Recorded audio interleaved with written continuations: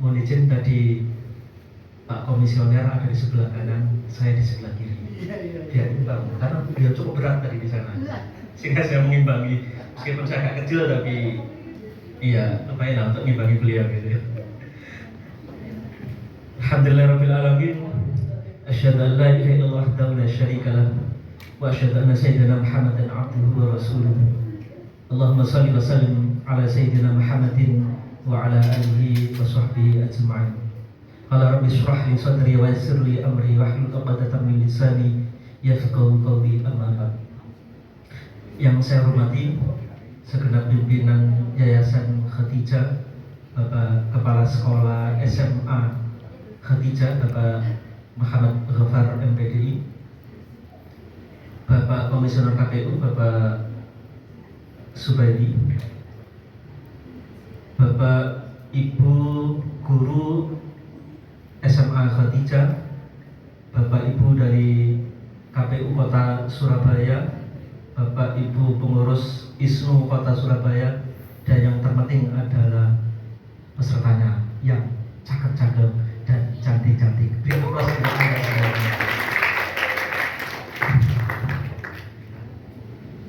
Iya, kalau tidak dipuji-puji nanti ngantuk gitu ya.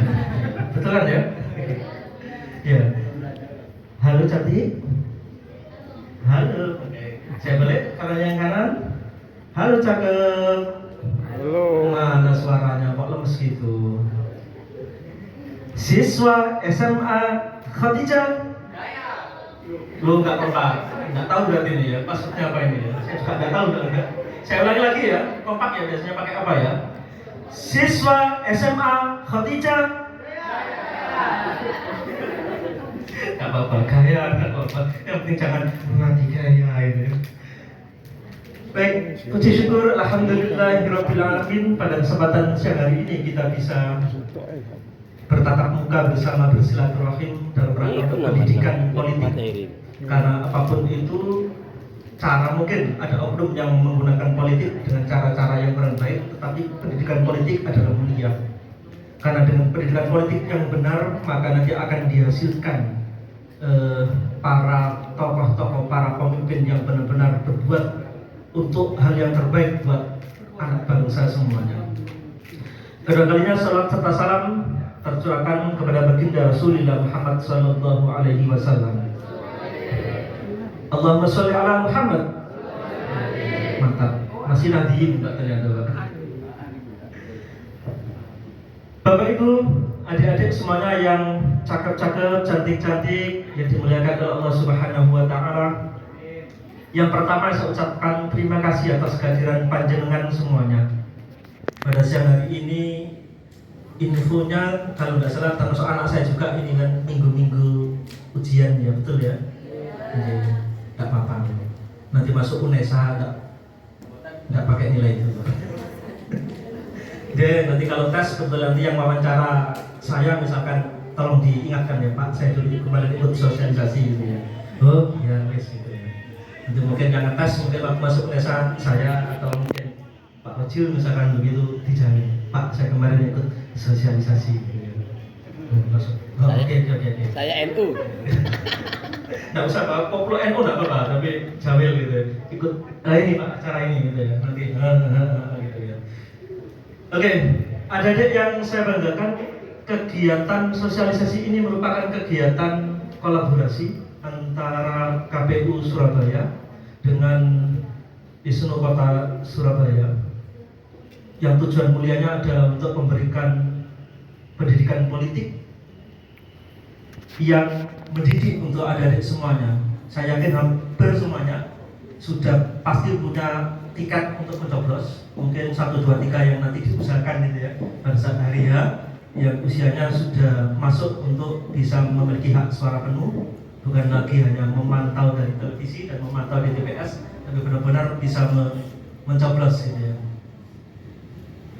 Pilihlah nanti dengan pendidikan politik hari ini, nanti ada punya gambaran kira-kira siapa ya wali kota, wakil wali kota yang visi misinya, kemudian kebijakan-kebijakannya nanti memang pro kepada masyarakat, benar-benar memberikan hal yang terbaik untuk masyarakat dan benar-benar mencerahkan untuk masyarakat.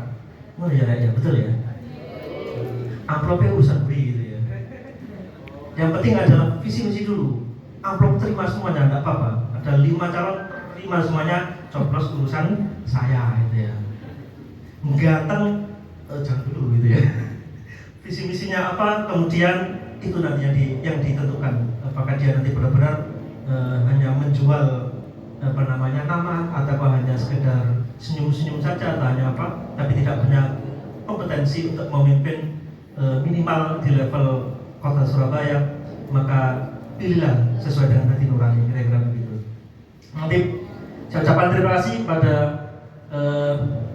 rekan saya ini, kebetulan sahabat Rojil ini dari Universitas Negeri Surabaya, Pak Rojil Nugroho, kemudian Pak Muhammad Taufik yang sudah meluangkan waktu untuk bisa hadir di tengah-tengah kita semuanya.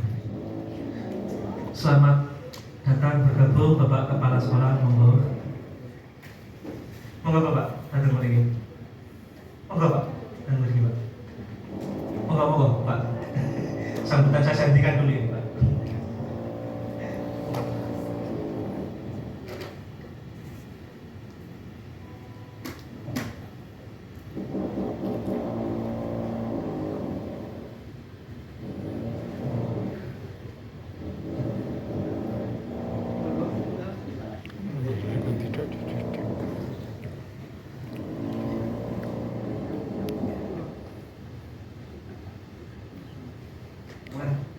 Bapak Kepala Sekolah datang kok langsung ganti gaya ya? Saya ulangi lagi. Siswa SMA Khotijah Jaya gitu aja, nggak ada lain ya? Jaya. Barangkali ada jingle atau apa gitu yang selain gimana? Oke, saya balik sekarang. Tepuk Khotijah.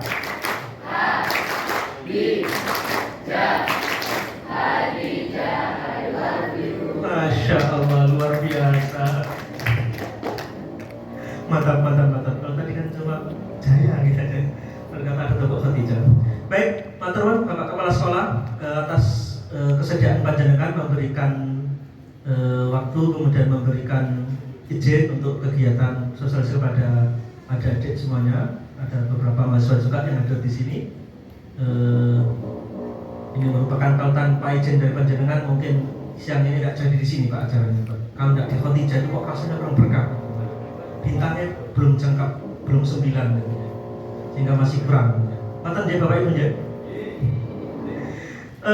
Bapak Ibu dan adik semuanya, sekali lagi manfaatkan kegiatan sosialisasi pada siang hari ini dengan riang gembira. Pemilu adalah bukan segala-galanya, tapi persahabatan, persaudaraan di antara kita adalah sesuatu yang wajib dan tetap kita utamakan.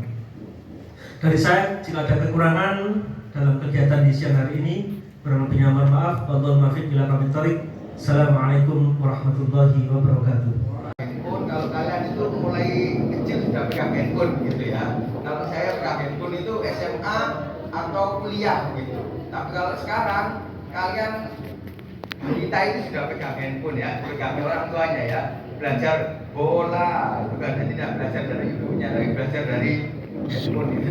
Nah, itu karakteristik. Nah, bagaimana dengan proses pelaksanaan pilkada di Indonesia? Jadi dulu itu di tahun 45 itu penunjukan dan pengangkatan sampai dengan tahun 57 ini peraturannya seperti itu.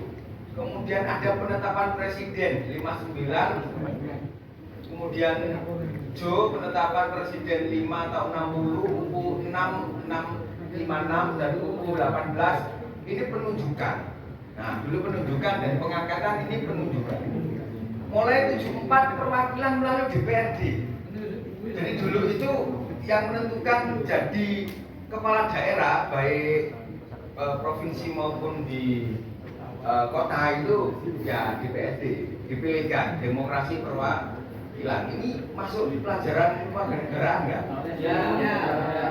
Dulu itu saya SMA ada pelajaran tata negara. Sekarang sudah nggak ada. Dulu tata negara, masalah teori negara, berdirinya negara, konstitusi gitu kan ya. Nah itu Dulu banyak mata pelajaran di era saya itu yang kemudian sekarang disederhanakan, tetapi bagi saya dulu tata negara itu penting ternyata.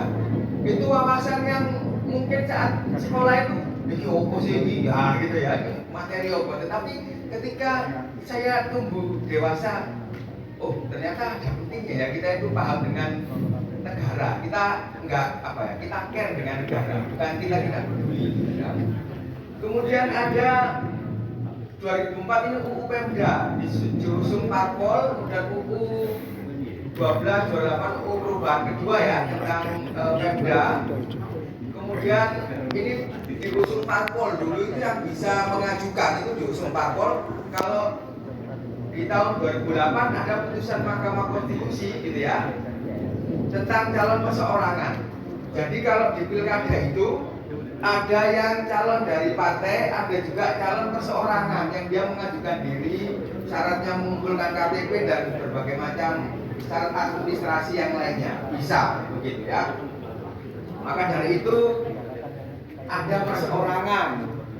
Terus kemudian UU 22 tahun 14 ini tentang pemilihan gubernur, bupati dan wali kota kembali ke DPRD dulu diajukan kembali.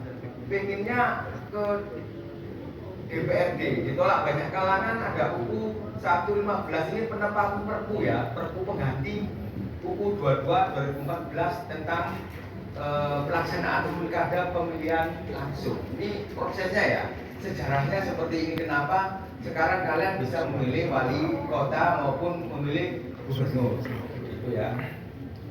Nah, pilkada serentak tahun 2020. Dulu pilkadanya nggak serentak. Dulu saya 2009, 2010 pernah kerja di Mahkamah Konstitusi. Pernah kerja di Mahkamah Konstitusi itu. Nah, dulu itu hari itu ada 365 kan ya. Hari ada 365. Kabupaten kota se-Indonesia itu lebih dari 500 teman-teman. Jadi suatu ketika itu waktu itu Pak Mahfud MD ketuanya ya, semua dikumpulkan rapat besar begitu untuk mempersiapkan tentang menghadapi pemilu kada di tahun 2009-2010. Nah, dan diprediksi yang masuk ke MK itu lebih dari 365. Nah itu jadi tiap hari itu ada orang datang gitu karena nggak serentak gitu. Ada orang datang ngajuin, 2 hari lagi datang ngajuin. Ya Surabaya dulu ngajuin, bahkan sampai kabupaten kota yang tidak pernah saya dengar sebelumnya. Ayo apa enggak semua kabupaten kota se-Indonesia? Enggak kan, makanya ini kabupaten apa ya? Saya nggak dengar itu. Nggak pernah dengar itu ya.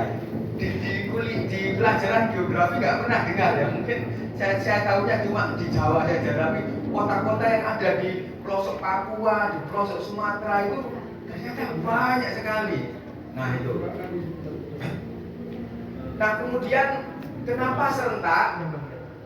Ini UU 6 tahun 20 menjadi landasan dasar pelaksanaan pilkada serentak di era pandemi. Kemudian ditindaklanjuti oleh KPU dari 23 September 2020 menjadi 9 Desember.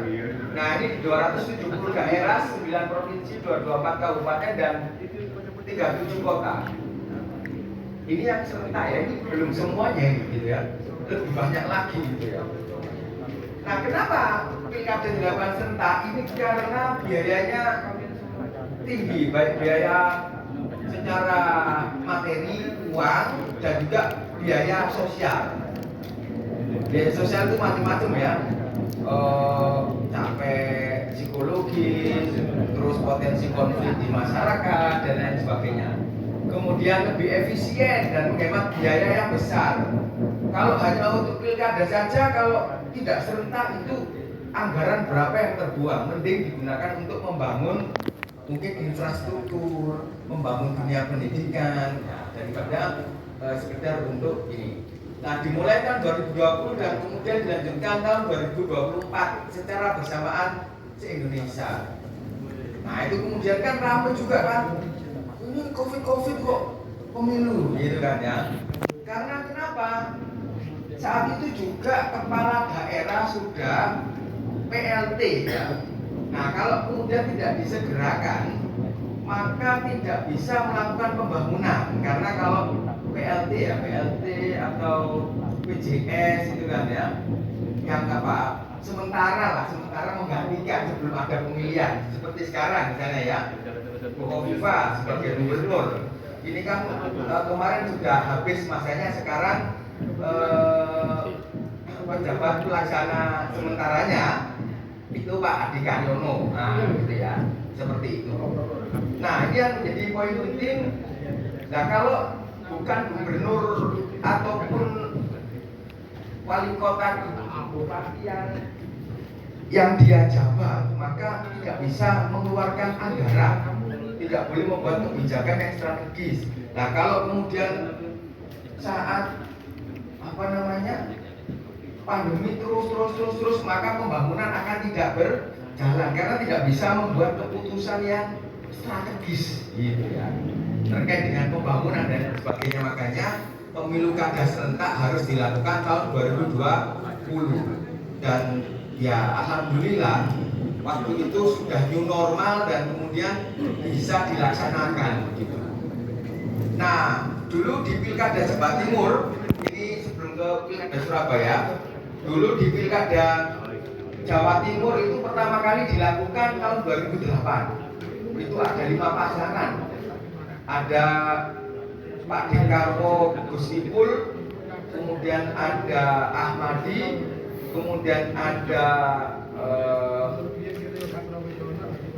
Cipto ya, Pak Cip sama Said setelahnya itu. Terus kemudian ada Bukovifa sama Mujiono, nah 5. Nah, saat itu rame terjadi sampai konflik juga. Pemilihan itu kemudian dilakukan pemungutan suara ulang karena ada kecurangan. Nah, dulu itu yang maju dua putaran Bukovifa sama Pak Dekarwo. Nah, itu. Sampai kemudian ada putusan pemilu pilkada itu terjadi kecurangan sistematis TSM terstruktur, sistematis dan masif. Nah, kalau kemarin kalian itu, ini misalnya kemarin rame-rame pilpres, ini kecurangan TSM. Nah, itu sebenarnya TSM awalnya itu ya terstruktur, sistematis, masif itu ya eranya Pak Dekarwo sama Bukovifa tahun 2008 yang diputus oleh Pak Mahfud saat itu di MK. Nah, kemudian 2013 Bukovifa maju lagi bersaing dengan Pak Dekarwo, yang jadi Pak Dekarwo lagi. Nah, kemudian 2018 itu ada Bukovifa sama Emil, kemudian lawannya itu Gus Ipul sama Mbak Putih. Nah, yang jadi Bukovifa. Nah, tapi di tahun itu tidak ada sengketa pemilu kada, tidak ada sengketa pilkada. Jadi Gus Ipul sama Mbak Putih tidak melakukan gugatan. Nah, ini kemudian kita ke Surabaya. Nah, 2010 ini banyak juga 5 calon ya. Karena memang dimungkinkan paling banyak kelihatannya 5 calon ya. Tapi kalau nanti pilkada bisa ada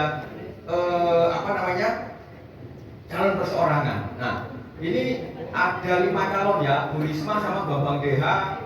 Kemudian ada Arif Afandi Adis Kadir, ada Van Utomo, Julius ya, kemudian ada Sutadi Mazlan, ada Fitra Jaya, Naim S. Nah, kemudian ada pemungutan suara ulang. Nah, ini saya menyaksikan. Waktu ini saya bekerja di Mahkamah Konstitusi.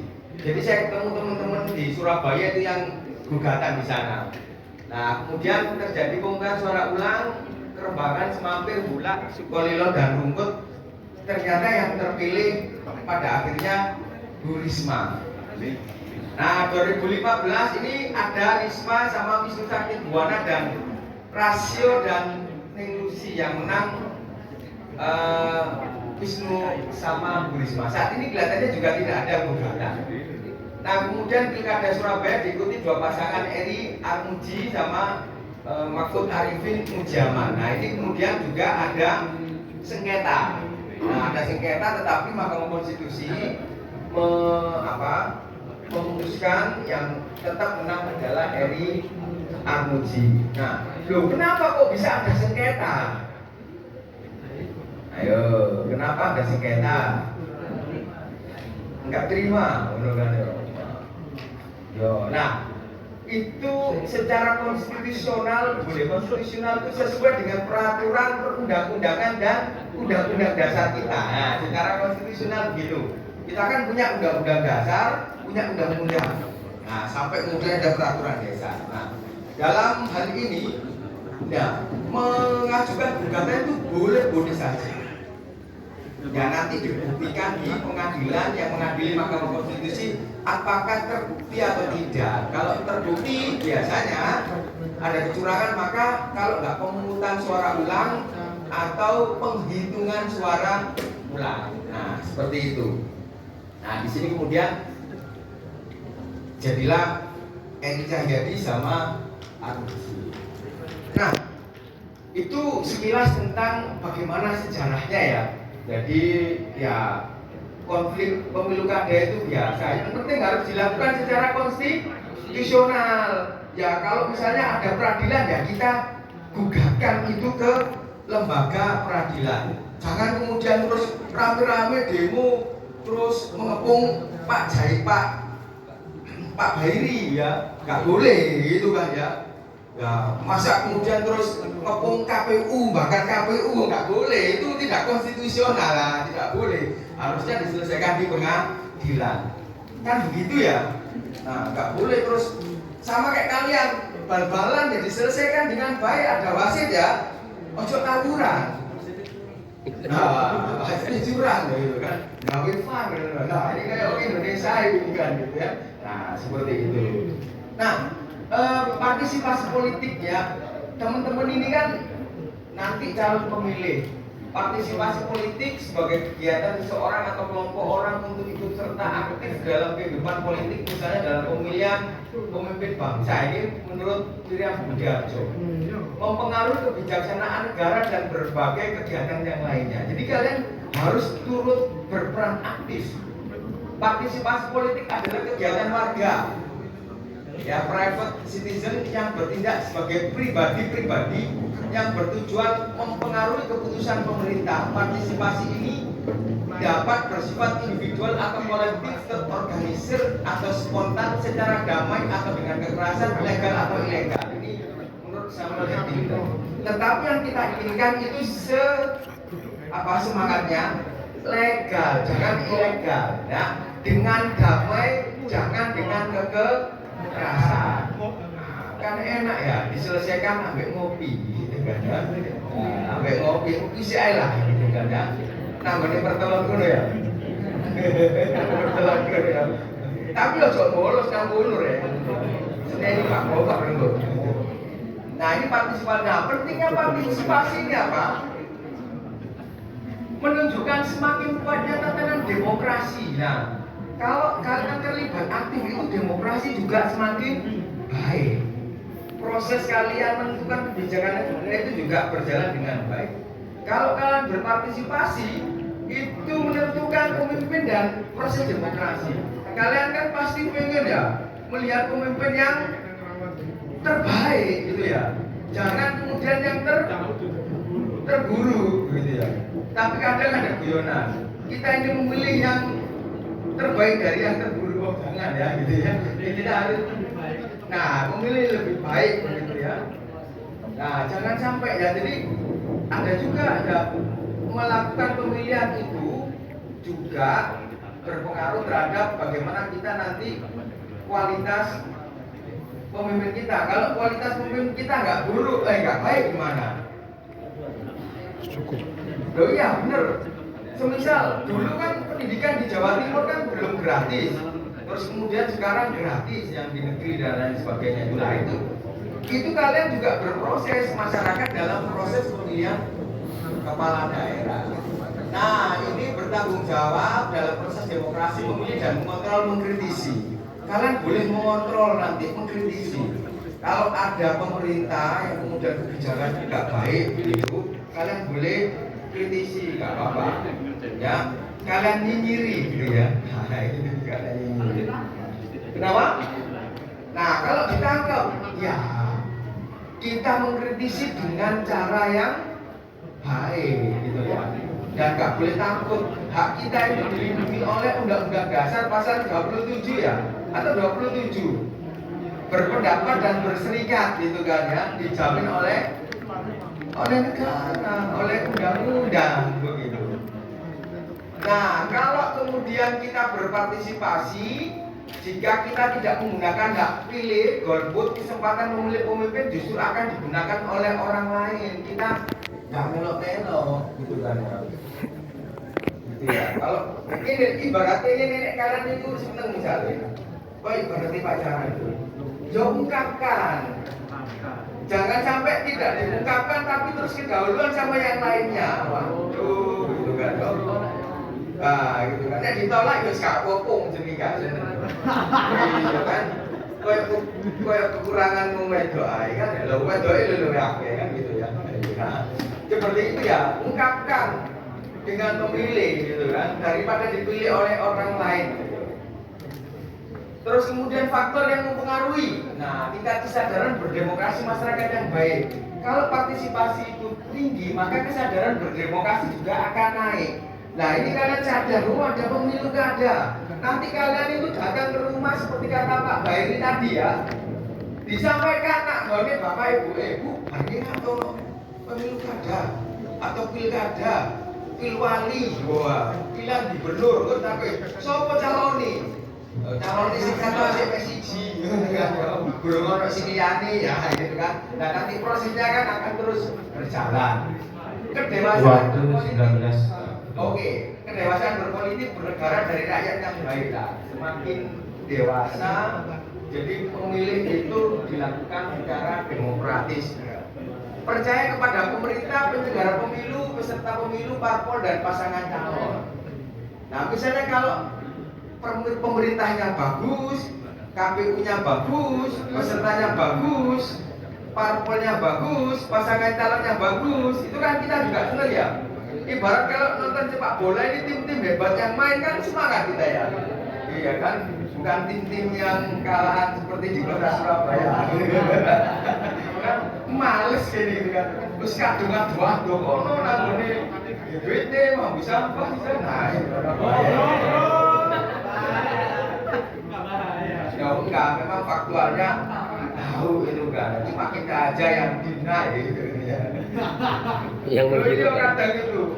Nah, kepercayaan pemerintah terus peran media sosial maupun pers itu juga berpengaruh dalam proses pengontrol. Nah, ini tips bagi teman-teman ya, jangan golput sama seperti kata Pak Zubairi. Kemudian pastikan terdaftar, kalian boleh kalau belum terdaftar itu ngecek, Pak aku pengen milih gitu.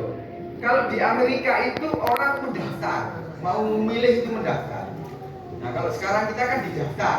Kalau belum terdaftar boleh kemudian ya mengkonfirmasi belum termasuk di dalam DPT. Melawan hoax, nah ini penting. Kalau misal ada orang yang bikin hoax, ya harus dilawan. Misalnya hati-hati memilih rojil, kalau memilih rojil nanti negaranya gini, nah itu dicek bener enggak. Nah enggak boleh kemudian itu dilakukan hoax ya, ngerti ya kalau hoax ya, hoax itu sesuatu kebohongan. Nah itu misalnya jangan pilih rojil itu pemimpin yang istrinya banyak loh, karena ternyata enggak kan gitu ya. Kadang isu-isu yang kemudian menjurus ke politik identitas misalnya tidak boleh dilakukan. Mungkin ikuti perkembangan pemilu sampai kemudian informasi-informasi terupdate. Nah kalau dulu kan pemilu kada kemudian diajukan. Kenapa diajukan? Karena nanti biar enak gitu ya. Gugatan di bulan Desember selesai, dilantik pas Januari semuanya serentak. Nah itu ada alasan-alasan rasional yang dilakukan. Begitu teman-teman, terima kasih. Assalamualaikum warahmatullahi wabarakatuh. Aplaus dulu buat Kang Roji. Ya, terima kasih sudah menyampaikan beberapa materi. Jadi untuk kita lanjut ya, jadi kedua, jadi bisa bertahan. Mudah-mudahan adik-adik bisa bertahan hidup ya, di sini. untuk mudah-mudahan dengan niat yang baik didengarkan karena ini penting ya untuk menjadi langkah awal untuk mencerdaskan pemilih pemula. Untuk itu pemateri kedua tidak asing lagi di dunia persilatan. Kami persilakan kepada Bapak Taufik. Bapak Taufik ini merupakan dosen Universitas Nahdlatul Ulama Sidoarjo. Kita Surabaya.